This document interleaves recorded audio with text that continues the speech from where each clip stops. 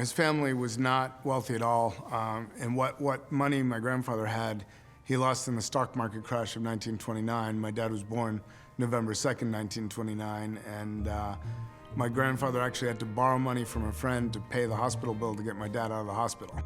Turned out that I had great interest in things electrical, from electrical trains on.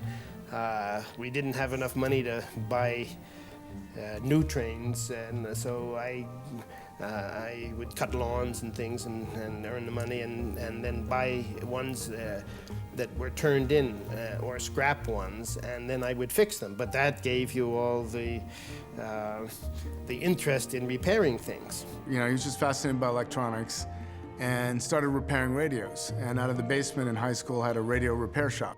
My father put up signs in all these little hardware stores that he used to sell his imported goods to, that he had no more goods to sell now, and that sign said, "We repair radios," and they got 10% of the invoice. They could drop it at the store. They could drop it at the hardware store, and they would bring it home, and it grew to be, I think, the largest radio repair service in the Philadelphia area during the war.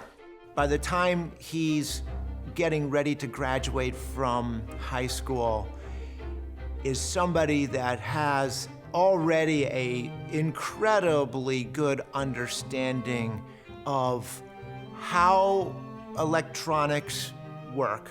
I don't know how he ever heard of MIT, but he knew it was the best place, best technical university ever, and that's where he wanted to go. And ironically, his grades weren't that great. He didn't let me know this when I was in high school, but I found out later. And he didn't actually get in, he got waitlisted. But an MIT alum in Philadelphia knew my dad, knew the radio shop, and wrote a letter to the admissions office saying, "Hey, you gotta let this guy in," and he got in off the wait list.